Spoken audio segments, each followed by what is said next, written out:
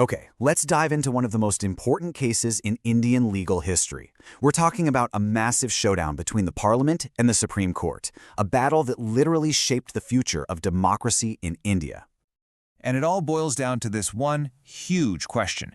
Can an elected government, which has the power to amend the Constitution, use that same power to make itself supreme over the Constitution? I mean, can they just rewrite all the rules? The Supreme Court's answer was a resounding no. And the wildest part? This whole epic constitutional saga started with a dispute over a single business, the Minerva Mills. It's a real David and Goliath story, but for constitutional law. All right, so let's get right to the punchline, the absolute core ruling of the Minerva Mills case. It builds on a really important idea. So before this case even happened, the Supreme Court had already drawn a line in the sand. It's called the Basic Structure Doctrine. Think of it like this. The Constitution has a soul, a fundamental identity, things like democracy, the rule of law, that you just can't touch. You can renovate the house, but you can't demolish its foundation. And here's where Minerva Mills took it a step further. The court basically said that the very fact that Parliament has limited power is, itself, a part of that basic structure. You can't just vote to give yourself unlimited power. That's not how it works. And the logic from the Chief Justice here is just so elegant and simple. You can't use a key that someone gave you to then change the locks and claim you own the building. A limited power cannot be used to grant itself unlimited power. It's a brilliant, airtight argument. So what pushed things to the brink? What did Parliament do that sparked this huge constitutional firestorm and forced the court to step in so dramatically? Yeah, it was something called the 42nd Amendment. You have to remember the context. This was passed during the emergency, a super controversial time when democratic norms were already under a lot of stress. This amendment was so massive, people started calling it a mini-constitution. It was a direct challenge to the Supreme Court. So check this out. It was basically a two-pronged attack. On one side, it tried to give Parliament absolute, unlimited power to change anything it wanted and told the courts to stay out of it. On the other side, it completely upended the relationship between the government's goals and your individual rights.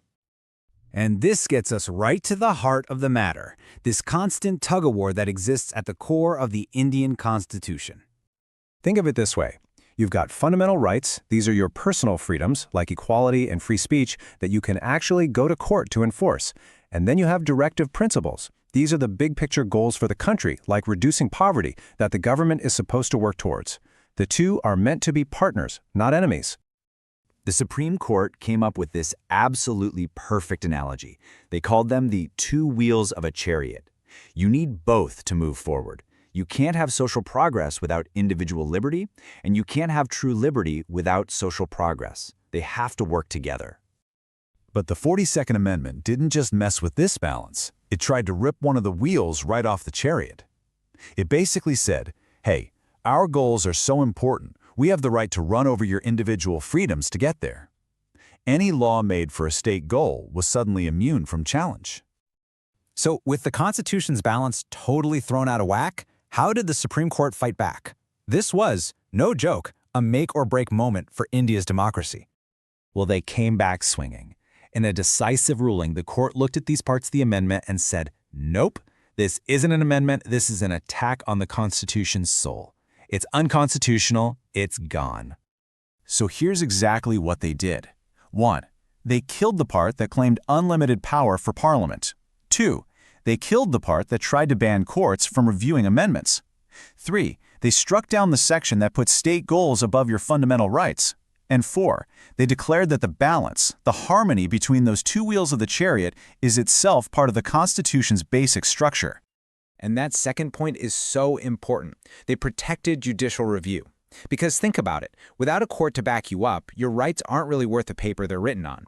The court made it crystal clear that its power to act as the guardian of the Constitution could not be taken away. So let's wrap this up and talk about the lasting legacy of this historic judgment and why it still matters so much to every single citizen today. The message was loud and clear. The Constitution is the boss, period, not the Parliament. Parliament is a creature of the Constitution. It can never, ever become its master. The rules of the game are more important than any one player. And this quote from the Chief Justice just perfectly captures the stakes. He called these three rights, equality, freedom, and life, the golden triangle. They are the barrier standing between freedom and absolute, unrestrained power. And the Minerva Mills case made sure that barrier could not be torn down. So, at the end of the day, you have to remember this case wasn't just about some textile mill. It was about building a constitutional firewall. It's a shield that protects the core principles of freedom and democracy in India from being taken apart by any government, no matter how powerful they might seem at the moment. The Minerva Mills case drew a very bold line in the sand all those years ago.